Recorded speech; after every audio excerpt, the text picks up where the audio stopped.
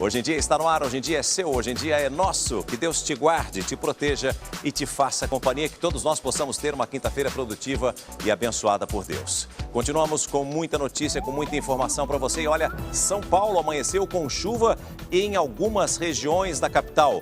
No fim do dia, o aguaceiro que caiu sobre a cidade voltou a provocar alagamentos. As zonas oeste e sul da cidade foram as mais afetadas. O córrego do Ipiranga transbordou. A água invadiu lojas e deixou motoristas ilhados. O temporal também chegou a suspender pousos e decolagens no aeroporto de Congonhas, onde os ventos ultrapassaram os 100 km por hora. 14 árvores caíram.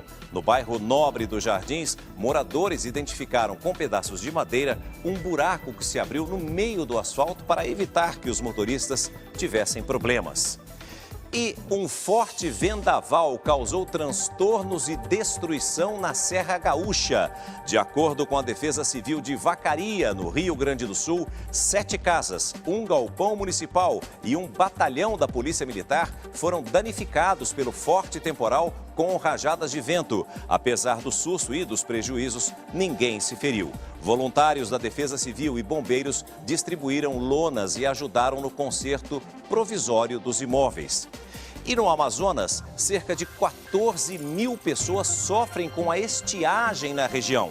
Por causa do intenso calor, o nível do Rio Negro está baixo, prejudicando assim a locomoção dos moradores e a chegada de comida e água potável. A seca do Rio Negro cria paisagens impressionantes. Ilhas e praias de areia clara surgem em meio à floresta. Beleza para quem vê de cima, dificuldade para quem mora aqui. Barcelos, a 400 quilômetros de Manaus, decretou situação de emergência. Mais de 14 mil pessoas sofrem com a estiagem. Numa região onde as estradas são os rios, as águas rasas causam o isolamento de milhares de famílias. Sem transporte, não dá para abastecer o comércio do seu Alcinei. E aí fica difícil colocar comida no prato da Alcineide. Por essa razão, a Defesa Civil do Estado começou a distribuir 80 toneladas de alimentos não perecíveis em Barcelos e outras 3 cidades atingidas pela seca. Esse desastre ainda está em evolução, ele poderá aumentar. E aumentando, nós vamos tomando as medidas cabíveis para atender toda a população. Nos próximos dias, as famílias também vão receber água potável, kits dormitórios, medicamentos e caixas d'água. Estas cestas básicas vão ajudar no sustento das famílias por 3, 4 semanas, o suficiente para aguentar o mês de março. A expectativa da Defesa Civil é que a partir de abril a cheia finalmente se intensifique na região. E atenção, a polícia procura por 2 homens que tentaram abusar de uma mulher dentro do Parque Vila Lobos, em São Paulo.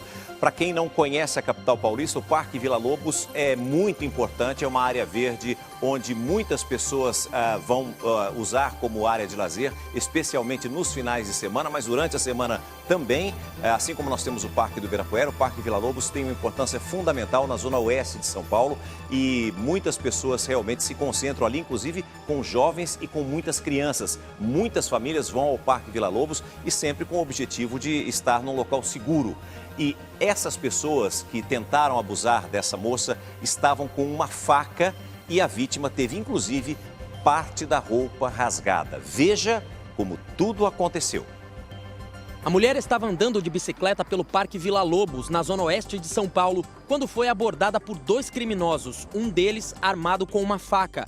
Eles puxaram a blusa da vítima, que caiu da bicicleta e passou a ser atacada. A vítima disse que chegou a brigar com um dos criminosos e teve parte da roupa rasgada. Quando conseguiu se soltar, ela usou a própria bicicleta para se defender dos golpes de faca dados pelo outro suspeito. A mulher gritava muito. Algumas pessoas até chegaram perto, mas não pararam para ajudar. Os criminosos só fugiram com a chegada de um casal de namorados. O rapaz correu atrás dos suspeitos, mas eles conseguiram fugir. Um deles abandonou a faca, que foi entregue à polícia. Os investigadores ainda não identificaram os criminosos. Revoltada, a vítima publicou a história nas redes sociais. Ela disse que, apesar de tímida e reservada, preferiu compartilhar a história para que outras mulheres não sofram o mesmo tipo de ataque. Em janeiro deste ano, 2 adolescentes foram atacadas dentro do Parque do Ibirapuera, na zona sul da capital paulista. As garotas com idades entre 16 e 18 anos ajudaram a polícia a fazer um retrato falado de um dos suspeitos. No mês seguinte, a polícia prendeu um homem que tinha como alvo crianças que brincavam no Parque da Água Branca, zona oeste da capital. Décio Rodrigues Diniz, de 47 anos, tentou abusar de uma delas dentro do banheiro. Minha filha estava lá brincando e ela encontrou ele dentro do banheiro e chamando ela pelo nome dela, convidou ela 3 vezes para entrar no banheiro. Quando ela começou a gritar e veio na minha direção, gritando. Ele também atacou uma criança ao redor de um lago do mesmo parque. A polícia descobriu que Décio era um pedófilo com várias passagens. O primeiro crime foi praticado há quase 30 anos. Os antecedentes dele são 9 inquéritos policiais e 6 condenações.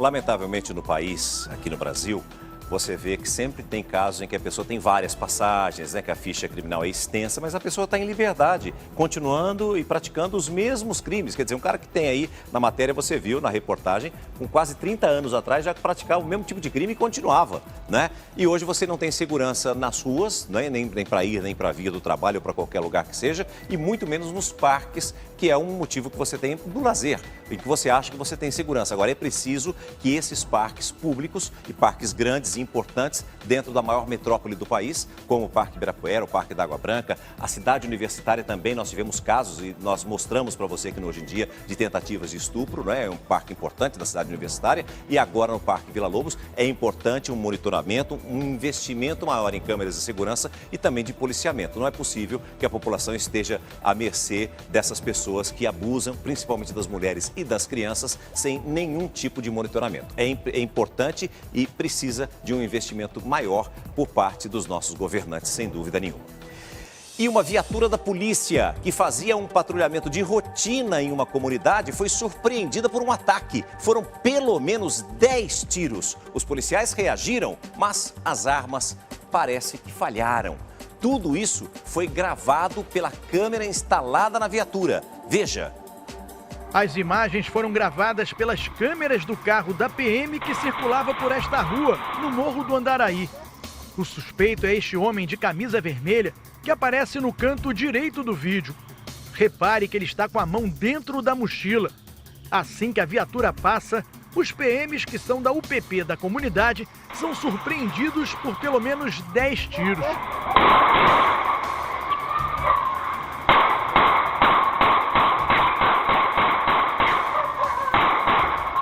Um dos tiros atinge o PM João Carlos da Silva, à esquerda do vídeo.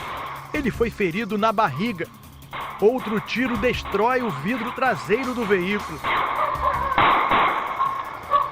As armas dos policiais parecem ter falhado. O soldado Renato Ferreira Santos tenta alcançar o criminoso, mas não consegue. Os policiais voltam para o carro e partem em busca de atendimento médico no hospital do Andaraí. Pelo rádio, o soldado Renato pede ajuda ao colega ferido.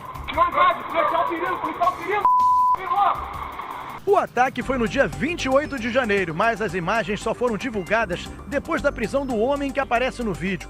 Luiz Cláudio do Nascimento Júnior, de 20 anos, conhecido como Chulé, foi preso durante uma operação conjunta das polícias civil e militar. Luiz Cláudio foi indiciado por tentativa de homicídio e pode pegar até 20 anos de cadeia.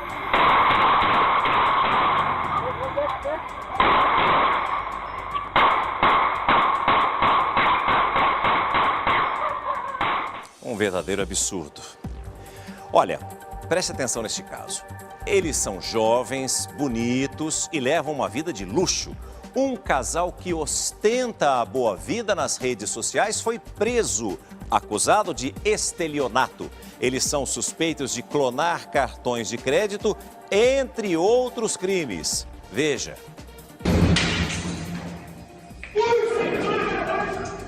O casal Yuri Gomes Dias, de 27 anos, e Kissila Luísa Costa, de 21, recebeu a visita surpresa da Polícia Civil. Os policiais cumpriram 4 mandados de busca e apreensão. Yuri e Kissila costumavam ostentar luxo nas redes sociais. Além desses materiais, a polícia também apreendeu um carro importado no valor de R$ 130 mil, que pode ter sido comprado para lavar dinheiro. Até um gato, furto de energia elétrica, foi constatado no apartamento de Yuri. Os dois são investigados nos crimes de falsificação de documentos, clonagem de cartões de crédito e organização criminosa. Eles foram ouvidos nesse flagrante de hoje, no interrogatório, e falaram a versão deles. Que de fato, a Kissela disse, né, que de fato esses cartões eram possivelmente para clonagem. A operação recebeu o nome de jactância, que significa orgulho, ostentação. As investigações começaram há 4 meses. A Polícia Civil acredita na participação de outras pessoas no crime, além do casal. Se condenado, o casal pode pegar até 16 anos de prisão pelos crimes cometidos até agora. Uma juventude perdida. Um caminhão desgovernado atropelou e matou uma mulher que caminhava na calçada. Imagens de segurança registraram o momento do acidente. As imagens mostram que o caminhão desgovernado atravessa a avenida, bate no poste, no muro e tomba. Uma mulher que caminhava pelo passeio é violentamente atropelada. Por pouco, o motociclista que passava pelo local não foi atingido. Começou a cair o poste, o barulho do caminhão ele ficou funcionando e nós pensamos que ele ia explodir. Morreram aqui no local o motorista do caminhão e a mulher que passava pela calçada. Um passageiro que estava dentro do veículo ficou gravemente ferido. Foi um trabalho bem complicado, ficou bem difícil de tirá-lo ali. Através do aparelho desencarcerador, várias técnicas utilizadas ali, os militares conseguiram retirar com sucesso. O veículo atingiu o muro de uma quadra e a grade desta casa desocupada. A Rua Centauro, onde o caminhão desceu, tem placa sinalizando que é proibido o tráfego de veículos pesados. Vários moradores reclamam que os motoristas desrespeitam as leis. Eles já pediram à BH Trans algumas mudanças, como transformar a rua em mão única, mas não foram atendidos. Olha, não dá para a gente saber, né, nem afirmar o que poderia ter acontecido com o caminhão. Faltou freio, quebrou um eixo, não importa, mas o que a gente percebe através da imagem é que ele não estava numa velocidade normal, né? Olha, a velocidade que ele passa, você vê pelos outros carros que estão na avenida em linha reta, olha lá, e fora a fumaça que o pneu provoca no asfalto. Então, quer dizer, estava além de ser proibido ele circular ali, estava numa velocidade excessiva e, lamentavelmente, tirou a vida de uma pessoa totalmente inocente que estava exatamente na calçada. A explosão de gás que destruiu 2 casas e matou mãe e filha em Taboão da Serra, na Grande São Paulo, poderia ter sido evitada. Uma vistoria inicial do Corpo de Bombeiros constatou algumas irregularidades, como, por exemplo, a mangueira do botijão, que era improvisada. Ela não era de gás, mas de água. Dona Carmita caiu da cama com a força da explosão. Mas foi uma explosão tão grande que eu nunca tinha visto na minha vida. Ao sair do quarto, ela se deparou com danos dentro da própria casa. A porta aí nem abre mais. A destruição estava ao lado. As 2 casas que ficavam no mesmo terreno que a residência de Dona Carmita foram devastadas por uma explosão de gás. Desesperados, os moradores tentavam retirar as vítimas dos destroços. Tira a mudalagem! 4 pessoas ficaram presas. Thaís Aparecida Costa, de 21 anos, morreu soterrada. A mãe de Thaís, Maria Edilza Costa, de 55 anos, teve uma parada cardiorrespiratória. Foi socorrida, mas não resistiu. Uma outra filha teve apenas ferimentos leves. Mas Paulo César Manuel Filho, que morava ao lado, está em estado grave. Ele teve 90% do corpo queimado. Maria Edilza morava com as filhas em uma das casas. Na outra, morava Paulo. Um dos vizinhos chegou a sentir cheiro de gás e avisou o rapaz. Logo depois, houve a explosão. Uma das possibilidades é que o vazamento tenha partido de um botijão que estava ligado neste pequeno fogão encontrado nos escombros. Quando eu tiver um ambiente fechado, um local confinado, janelas fechadas, portas fechadas, tendo esse vazamento, 2% daquele volume de gás do ambiente já é o suficiente para causar uma explosão ambiental. À tarde, os vizinhos mais próximos, ainda assustados, retiravam os destroços para alcançar a entrada da casa. Edmilson foi quem avisou Paulo sobre o vazamento. Por pouco, não foi atingido pela explosão. Chamei ele, ele acordou, falei para ele que estava vazando o gás dele. Ele fechou o gás, me agradeceu, né? Falou muito obrigado. Ele voltou para deitar. Quando eu vim para cá, para a cozinha, já recebi foi a explosão. Diversos acidentes, inclusive com vítimas fatais, poderiam ter sido evitados, como o da Boate Kiss. E agora mais uma polêmica neste caso, porque o Ministério Público pediu arquivamento da ação contra o prefeito e secretários municipais de Santa Maria, no Rio Grande do Sul. Os promotores consideram que prefeito e os funcionários da cidade não agiram de má fé e nem receberam propina ao permitir o funcionamento da danceteria. Tanto o prefeito quanto os servidores já haviam sido alvos de outra investigação criminal, mas foram absolvidos, deixando algumas das famílias das vítimas da tragédia revoltadas. 242 pessoas morreram e mais de 600 se feriram na tragédia do incêndio da Boate Kiss, que aconteceu em janeiro de 2013. Continua internado o operário de 18 anos que se machucou após ser atingido por um portão de ferro de 1,5 toneladas. O pai dele, que também trabalhava na obra, foi atingido e morreu no local. O rapaz, que chegou ao hospital em estado grave, não corre mais o risco de morrer. O portão atingiu os dois operários, pai e filho, quando eles deixavam o canteiro de obras. O Sindicato da Construção Civil pediu ao Ministério Público investigação rigorosa sobre as condições de trabalho dos operários. A empresa que administra a obra afirmou que presta toda a assistência aos familiares das vítimas. Mais de 4 meses depois do rompimento da barragem em Mariana, mais um corpo foi localizado.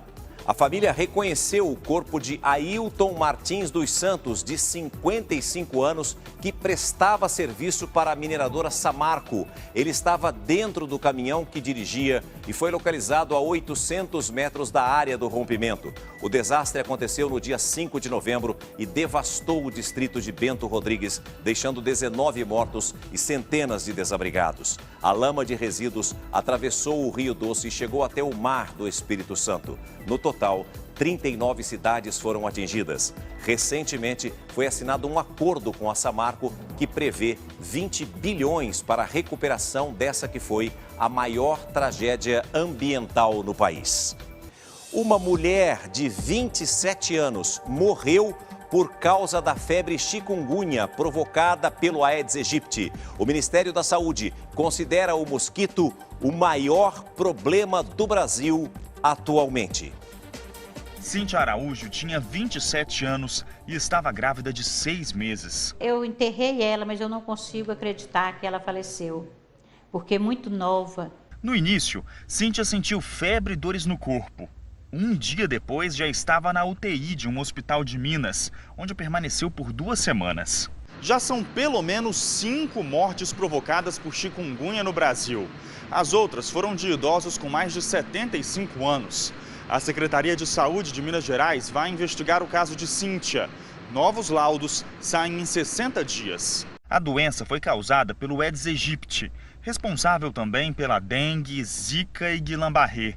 O ministro da Saúde disse que 81% da população entrevistada em todo o país afirmou combater o mosquito. O trabalho só é efetivamente realizado quando 100% das residências são eliminadas dos criadouros. As grávidas representam a maior preocupação por causa dos riscos ao bebê. Infelizmente não está dando para bobear mesmo. O Ministério da Saúde informou que chegou a 745 o número de crianças com microcefalia desde outubro de 2015.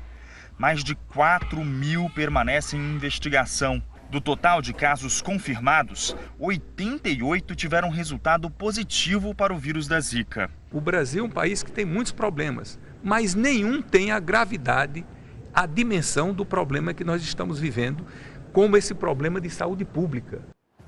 Ainda falando de saúde, o câncer é a 2ª maior causa de mortes no Brasil. Só perde para o derrame, o AVC. Às vezes, ele surge de forma aleatória, sem que o paciente tenha a predisposição genética ou mesmo um outro histórico que justifique a doença. Simplesmente, o tumor surge, aparece de repente e a pessoa não sabe explicar o motivo. Uma pesquisa de uma universidade americana revela agora que isso pode ser muito mais comum do que se imagina. Acompanhe a reportagem. A pesquisa diz que esses casos aleatórios acontecem por causa da maneira como os tecidos do corpo se regeneram. No organismo normal, as células velhas sempre são substituídas por novas. Isso ocorre pela divisão de células-tronco.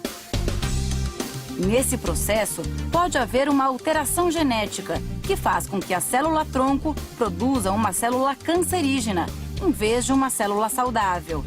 Tudo de forma aleatória. Os casos mais comuns dentro desse grupo são o câncer no cérebro, intestino e pâncreas. Por mais cuidado que eu tenho, mais eu vou acabar me expondo a alguns agentes causadores de câncer. Inclusive, o próprio organismo pode gerar alguns agentes causadores de câncer pelo nosso próprio metabolismo, né? Mas, para o oncologista Ademar Lopes, a pesquisa precisa ser analisada com muito cuidado. Eu diria que você atribuir o câncer à sorte é como dizer que acidentes automobilísticos nada tem a ver com excesso de velocidade, nada tem a ver com o uso de álcool e outras drogas. Os médicos alertam, o câncer não é causado apenas por mutações genéticas. O estilo de vida que a pessoa leva também é um fator de risco. Por isso, manter hábitos saudáveis, como uma caminhada ao ar livre, pode ajudar a prevenir a doença. Para os especialistas, o câncer vai muito além do acaso.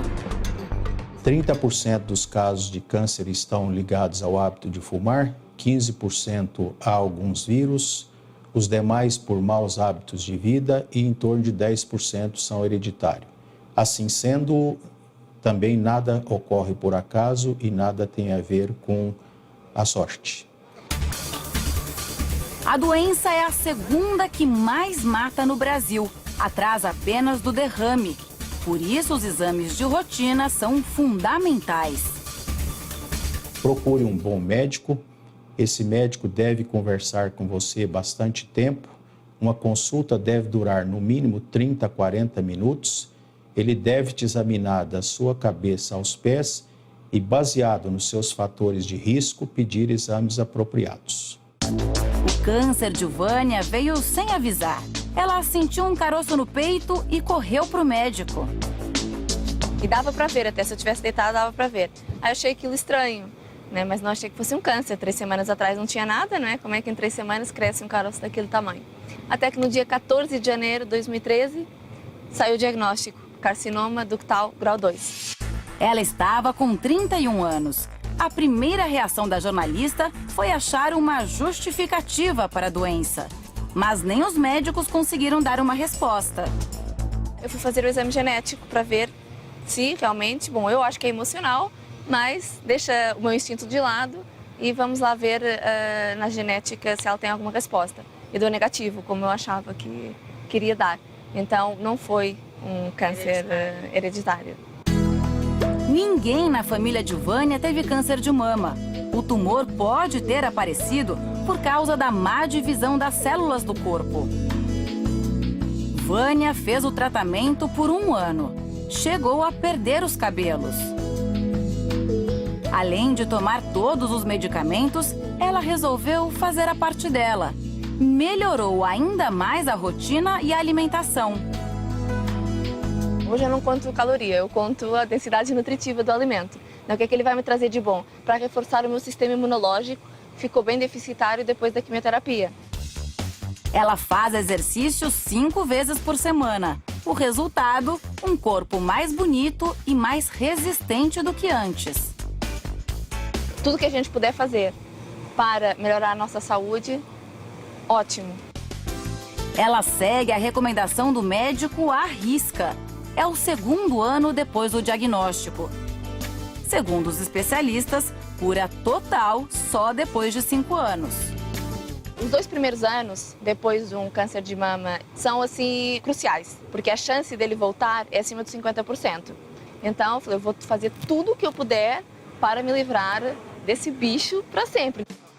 Para ajudar outras pessoas, ela escreveu um livro e tem um blog. Na internet, ela conta o que aprendeu com a doença. Uma rotina saudável é a melhor prevenção. Isso me faz bem, é tipo como se fosse um remédio que eu tomo, só que é um remédio natural, é a endorfina.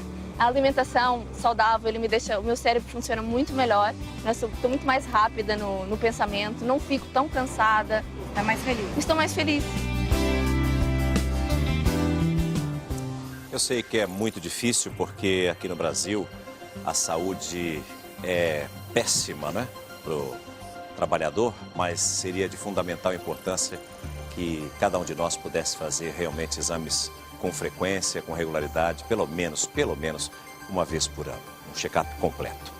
E agora eu chamo a sua atenção para este caso que nós vamos apresentar agora, porque um estudante de engenharia mecânica de apenas 22 anos está desaparecido há 3 dias. Ele saiu de casa para ir para a faculdade e depois iria ao banco para depositar o dinheiro que ele está economizando para comprar uma moto e simplesmente desapareceu. Os pais, evidentemente, estão desesperados. Eles estão conosco em nossos estúdios no Rio de Janeiro e já vão conversar com a gente. Mas antes disso, eu peço que você preste atenção em nossa reportagem. A família descreve Rafael Fernandes da Silva, de 22 anos, como um rapaz calmo, gentil e muito educado. Rafael é um filho maravilhoso, isso que eu tenho que falar. Pessoa amiga, companheira. É um filho que até hoje só me deu alegria.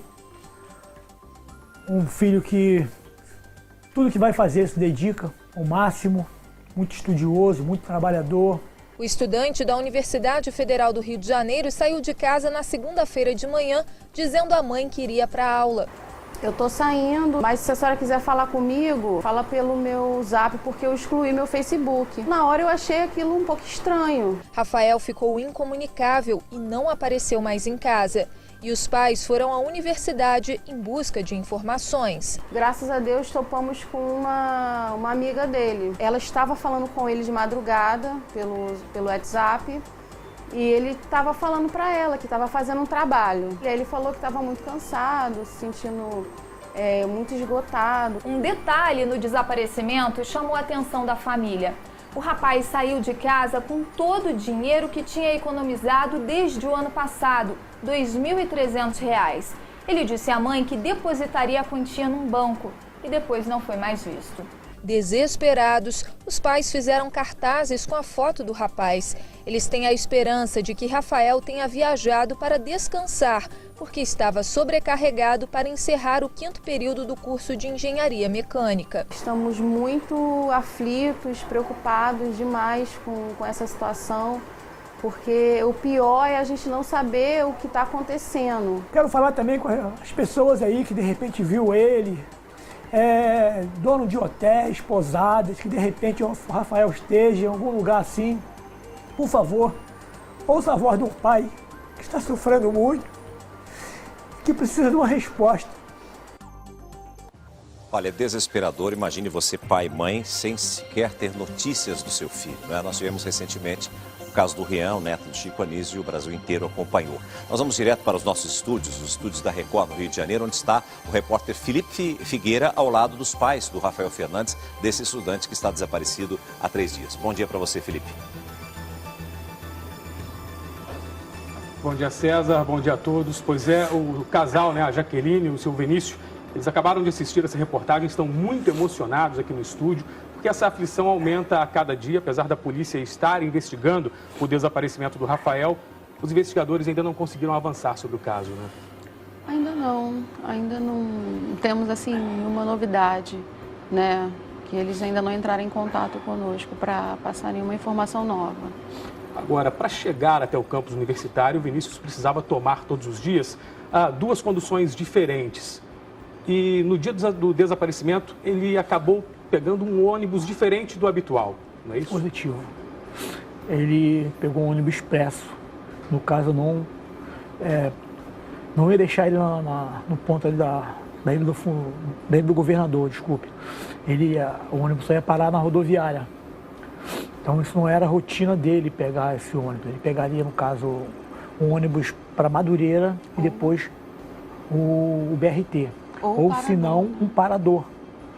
Para soltar na Ilha do Governador e pegar um outro para a faculdade. Essa mudança da rotina de ter pego um outro ônibus que o levaria até a rodoviária faz a família acreditar que ele tenha, inclusive, saído com esse dinheiro que não foi depositado, né, no banco para viajar, para ir para uma outra cidade? Assim, o que a gente está... São os indícios estão fazendo a gente levar para esse caminho, né? Por ele ter levado o dinheiro e pelo fato dele ter comentado nesse dia que estava cansado, né? E ter mudado essa rotina dele. Mas ele não demonstrava cansaço, estresse, né? Não. Inclusive, na noite de domingo, ele se divertiu com a família? Foi. Nós chegamos na igreja e meu sobrinho, meu filho, né, mais novo, aí eles ficaram brincando com o aplicativo de cantar, um karaokê, né? Mas... Pois é, continua ainda um mistério esse desaparecimento e a gente fica aqui na torcida para que o Rafael apareça logo e traga tranquilidade para os pais, não é, César? Sem dúvida, Felipe. Muito obrigado. Continuamos na torcida e muito mais do que isso, com muitas esperanças de que realmente a gente possa receber ainda boas notícias a respeito do Rafael. Alguém que está desempregado, algum amigo, algum familiar? Olha, apesar do alto índice de desemprego, algumas empresas não estão conseguindo contratar funcionários. Você sabia? Sobram vagas em alguns setores porque faltam candidatos que aceitem a função e o salário. Veja. É tanta gente sem trabalho que a entrega de currículo pode ser assim, no meio da rua. 500 a 600 currículos por dia. E no meio dessa crise toda, dá para acreditar que ainda tem emprego por aí? Existem hoje, só aqui na cidade de São Paulo, cerca de 5.500 vagas disponíveis em vários setores. Mas muitas delas, são difíceis de serem preenchidas. Como aqui neste supermercado, por exemplo, que tem 11 oportunidades de emprego, mas quase 100 candidatos para o trabalho. São vagas de repositor de estoque, balconista de frios e de açougue e empacotadores. Salário médio de R$ 1.200. Você tem que trabalhar de segunda a domingo, uma folga durante a semana, ou de segunda a sábado, entendeu? Já é um serviço mais braçal, né? Porque tem que fazer reposição, tem que abastecer, tem que carregar carrinho, então as pessoas não se adaptam. No Centro de Apoio ao Trabalho em São Paulo, algumas vagas também estão encalhadas. Cozinheiro e sushi man, por exemplo, com salário em torno de R$ 1.500. Mecânico de automóveis e leiturista, com oferta de R$ 1.700. E nem ajudante de carga e descarga, com salário de R$ 1.200, aparece. O salário está um pouco abaixo do que ele vinha ganhando. Então ele prefere aguardar um pouco mais, quando ele possa manter o mesmo patamar de salário que ele vinha ganhando. Esta técnica de enfermagem, sem emprego há um mês, não achou a vaga que procurava e vai esperar. É ajudante de cozinha, eu não tenho muita experiência nessas áreas. Eu sempre parti para o lado da saúde, eu quero trabalhar na minha área. Muitos desempregados, muitos candidatos e alguns que trabalham com salários atrasados. O governo do Rio de Janeiro mudou mais uma vez a data de pagamento dos funcionários públicos. Quem conta tudo pra gente é a repórter Fernanda Sanches, direto da Cidade Maravilhosa. O salário dos servidores estaduais do Rio deve ser pago agora no 10º dia útil do mês. Essa já é a terceira vez que o governador Luiz Fernando Pezão altera o calendário de pagamento dos servidores do estado em 3 meses. Os sindicatos que representam a categoria disseram que vão entrar na justiça contra a mudança. O salário referente ao mês de fevereiro deveria ter sido pago na quarta-feira, mas continua atrasado e o governador prometeu que vai pagar na próxima sexta-feira. Ontem, funcionários do Detran fizeram uma manifestação em frente à sede do órgão no centro da cidade do Rio. Eles interditaram uma das principais ruas da região. A coligação de policiais civis também informou que os agentes pretendem fazer um movimento contra a nova mudança no calendário. Eles vão passar a se apresentar nas delegacias mais próximas de casa, em represália a essa mudança. Muitos policiais dizem que não têm dinheiro nem para ir trabalhar. Voltamos ao estúdio do Hoje em Dia. Obrigado, Fernandinha. Muito bom ter você de volta. Uma ótima quinta-feira para você e para os nossos amigos aí do Rio de Janeiro. Um homem morreu eletrocutado enquanto fugia da polícia. É verdade, uma história realmente incrível. O flagrante mostra o fugitivo em cima de um poste. Wagner Rodrigues havia acabado de escapar de uma delegacia no Rio de Janeiro. Momentos depois, ele recebe uma descarga elétrica de 13.000 volts e cai. O homem de 51 anos foi socorrido pelo Corpo de Bombeiros, mas não resistiu. A rua ficou interditada e também sem energia elétrica. 2 suspeitos foram presos depois de uma perseguição policial que acabou em acidente. Os homens bateram num carro onde estava um bebê. De repente, o suspeito que dirige o veículo roubado percebe a presença dos policiais e arranca. Bate na traseira de um carro branco e acelera. O bandido faz zigue-zague entre os veículos.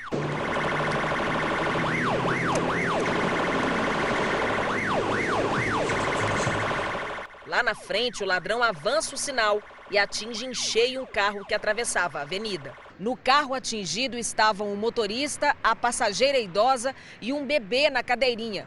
Apesar do impacto da batida, ninguém ficou ferido. Já dentro do poço de combustíveis, a dupla é rendida. Um dos bandidos ainda tenta sair pela janela. Vários policiais chegam para dar apoio. As portas do carro estão travadas. Um dos ladrões é retirado pela parte de trás e é algemado no chão. Levi Silva Coelho, de 22 anos, e o comparsa Robson da Silva foram presos em flagrante. Com os dois, a PM apreendeu a pistola 380 usada no assalto, além de 7 cartuchos. O carro que eles roubaram é deste representante comercial, mas ele não esperava encontrar o automóvel neste estado. A gente trabalha para adquirir as coisas para o bem e conforto da gente, né? Então é impotência mesmo, sentimento a Deus dará. E esse é o sentimento da maioria dos brasileiros, sem dúvida nenhuma. Do trabalhador que luta para tentar conseguir algo de melhor na vida e muitas vezes acaba perdendo justamente por causa da criminalidade. As imagens que nós acompanhamos, o que você está revendo agora, poderiam estar em qualquer filme de ação do mundo. Mas, infelizmente, elas fazem parte da nossa triste realidade. Você vê aí a perseguição. E nós temos aí a facilidade hoje com as câmeras instaladas nas viaturas policiais e também em diversos carros. Hoje você pode colocar a câmera no seu carro, né? Eu tenho câmera no meu carro exatamente assim, na frente, para registrar tudo o que acontecer na minha frente. Tudo é gravado no meu carro e ela fica rodopiando lá, fica gravando sem parar. Exatamente para que se algo acontecer, fica tudo registrado. Hoje é possível fazer isso e se você puder, faça. Câmera na sua casa, onde você puder, coloque câmera para que você possa registrar tudo aquilo que acontece ao seu redor, né? Pelo menos você não fica totalmente indefeso com relação a isso. E graças muitas vezes às imagens que são gravadas é que a polícia consegue identificar os criminosos. Por falar em identificar, a polícia tenta agora reconhecer 2 assaltantes que mataram um religioso durante uma tentativa de roubo numa rodovia do Rio de Janeiro. Acompanhe. O corpo do Frei Antônio Moser deixou o IML de Duque de Caxias, na Baixada Fluminense, de onde seguiu para Petrópolis, na região serrana. É lá que o religioso será sepultado às 3 horas da tarde desta quinta-feira. O Frei, de 75 anos, morreu durante uma tentativa de assalto na rodovia Washington Luiz. De acordo com a polícia, ele dirigia um veículo quando foi abordado por 2 homens numa moto. Ele teria se assustado e tentado fugir. Os criminosos atiraram pelo menos 2 vezes contra o carro. O Frei perdeu o controle, bateu em um ônibus e em seguida na mureta da rodovia. O Frei foi atingido por um tiro no ombro que atravessou o pulmão. O outro disparo acertou o carro. Os bandidos fugiram sem levar nada. Frei Antônio Moser é autor de 27 livros e diretor-presidente de uma grande editora. Formado em teologia na França, com doutorado na Itália, ele desenvolvia uma atividade pastoral em Petrópolis há vários anos. A cidade decretou luto oficial por 3 dias pela morte do Frei. Quem conviveu com o religioso lamenta a perda. Frei Moser sempre foi muito independente, muito autônomo, muito empreendedor nas coisas que ele fazia, mas o que sempre moveu ele foi, sem dúvida, o amor. Olha aqui, A criminalidade é tão grande, os caras não respeitam, pode ser frei, bispo, padre, pastor, papa. Vou falar uma coisa pra você, se Jesus Cristo voltar pra terra hoje, o criminoso não respeita, capaz de meter bala em Jesus. É um negócio impressionante, ninguém respeita mais ninguém. Tamanha criminalidade, principalmente aqui no Brasil. Olha, uma mulher de 31 anos que defende o uso de armas levou um tiro acidental disparado pelo filho de 4 anos. O menino estava no banco de trás do carro quando encontrou a arma carregada e fez um disparo enquanto a mãe dirigia. A bala perfurou o banco e feriu a mulher nas costas. Ela está fora de perigo. O caso aconteceu na Flórida, nos Estados Unidos, exatamente um dia após a mulher apoiar o armamento para a defesa pessoal num debate online. Ela postou numa rede social que até o filho de 4 anos conseguia atirar com uma arma calibre 22. A mãe defende que qualquer um tem o direito de atirar e estava ensinando os filhos a usar armas. O Ministério Público de São Paulo apresentou uma denúncia contra o ex-presidente Lula no caso do apartamento triplex de Guarujá. A denúncia tem 192 páginas. Os promotores acusam o ex-presidente de lavagem de dinheiro e falsidade ideológica. No documento, eles dizem que Lula tentou ocultar que é dono do imóvel oficialmente registrado em nome da construtora OAS. O ex-presidente nega ser o proprietário do apartamento. Além de Lula, o Ministério Público denunciou a ex-primeira-dama Marisa Letícia e um dos filhos do casal. A defesa de Lula disse ter convicção de que a justiça vai anular a ação dos promotores paulistas e inocentar o ex-presidente. O Instituto Lula divulgou nota em que questiona a competência dos promotores estaduais no caso. E agora vamos falar do sonho da casa própria. A novidade é que a Caixa Econômica Federal passou a financiar até 70% do valor de casas e apartamentos usados. A ideia é reaquecer o mercado imobiliário, apesar da crise. É oferta demais para pouca procura. Uma situação que pode mudar com as novas medidas de estímulo ao crédito imobiliário. Antes você tinha que pagar 50% de entrada na aquisição do imóvel, financiar o resto, os outros 50%.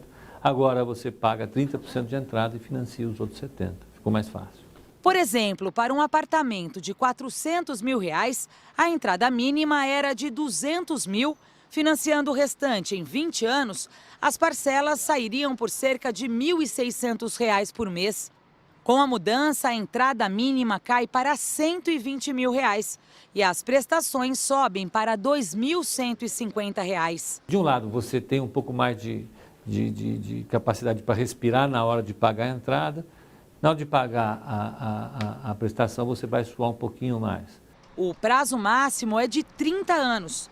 A regra é diferente no país. Valores até R$ 750 mil. Em São Paulo, Rio e Minas, em outros estados, esse valor cai para R$ 650 mil. Os especialistas avaliam que a elevação do teto do financiamento de imóveis usados deve aquecer o mercado de casas e apartamentos novos. É que geralmente os proprietários precisam do dinheiro do imóvel antigo para poder comprar um novo.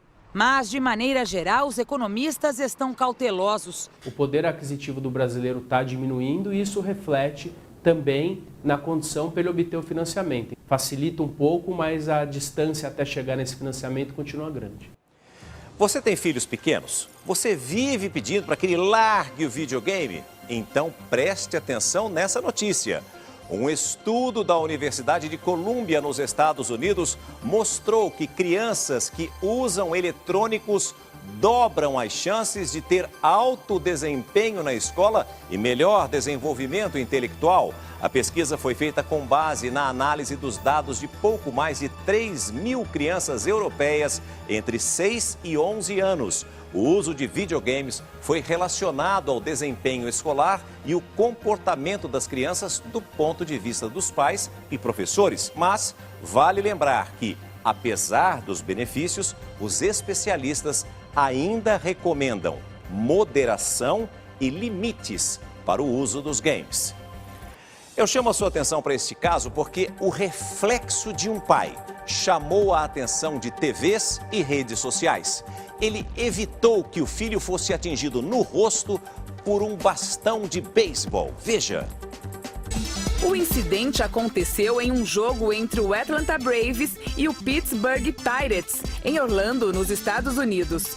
Um fotógrafo capturou o momento em que o garoto seria atingido pelo taco de beisebol que escapou das mãos de um dos jogadores e voou em direção à arquibancada. Mas o pai reagiu rápido e colocou o braço na frente para desviar o bastão voador. Christopher Horner, que é fotógrafo há 21 anos, disse que só se deu conta que tinha registrado uma grande foto quando chegou em casa e passou para o computador. O pai do garoto, Sean Cunningham, de 37 anos, virou herói e apareceu em programas de TV e redes sociais. Ele afirmou que tudo o que fez foi seguir o instinto e salvar a criança, que sairia bem machucada pelo taco. Mas a grande discussão era sobre o motivo de a criança estar olhando para o celular quando o taco voou. O pai contou que o garoto pegou o aparelho dele para fotografar um jogador e enviar para a mãe. O pai ainda disse que enquanto o garoto olhava a foto, ele estava atento a tudo.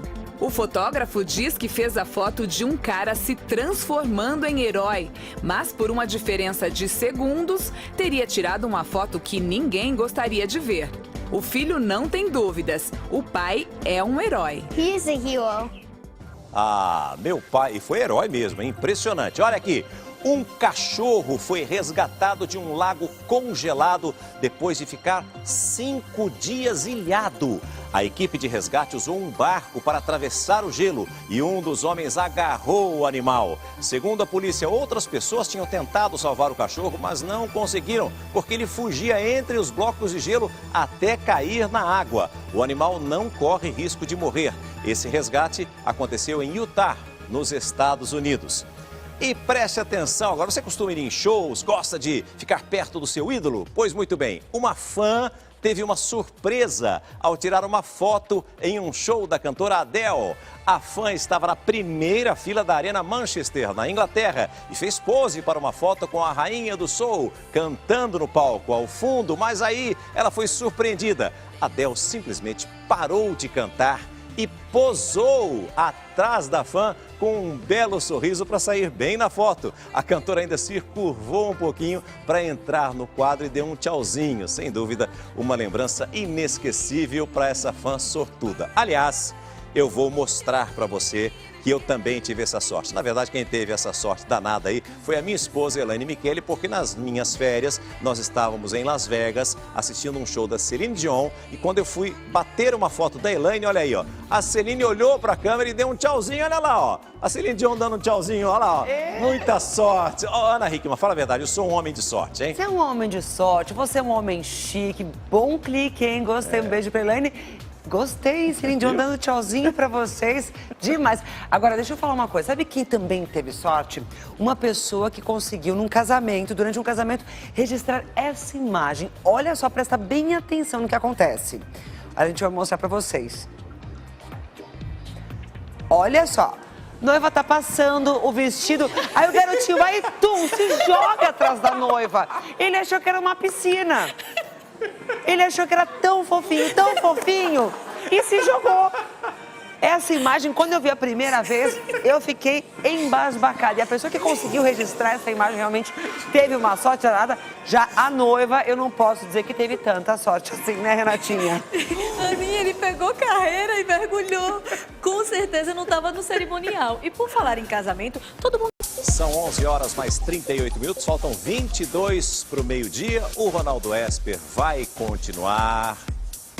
Ronaldo Esper, eu quero ver que defeito que você vai achar na Penélope Cruz, porque ela é perfeita. Mas você sabe que aqui com a gente você continua sempre muito bem informado, até porque no Balanço das Horas tudo pode mudar. E olha, os bombeiros suspenderam as buscas por José Alves de Souza Filho, o entregador de gás de 29 anos que desapareceu há 15 dias durante uma forte chuva em São Paulo. Um corpo foi encontrado na tarde de ontem no Rio Tietê, em Santana de Parnaíba, na região metropolitana metropolitana e pode ser do entregador de gás. Enquanto ele não é identificado, as buscas são interrompidas. José Alves tentou recuperar a moto que estava dentro do córrego durante o temporal, mas acabou sendo arrastado pela força da água e desapareceu na tarde do dia 24 de fevereiro. Uma mulher viajou a Paris com uma criança escondida na bagagem de mão. A mulher decolou de Istambul, na Turquia. Ela vive na França e estava em meio a um processo de adoção da menina que tem 4 anos e nasceu no Haiti. A companhia aérea denunciou a mulher, mas os promotores decidiram não acusá-la. Durante o voo, ela colocou a menina em seus pés sob um cobertor, mas a garota precisou ir ao banheiro e foi notada por outros passageiros. Autoridades agora investigam o caso. Tiroteio em churrasco deixa 5 mortos. As vítimas foram baleadas enquanto jantavam no quintal de uma casa nos Estados Unidos. Segundo a polícia, 2 atiradores abriram fogo contra o grupo que estava ali reunido. Até o momento, ninguém foi preso e ainda não se sabe os motivos do ataque.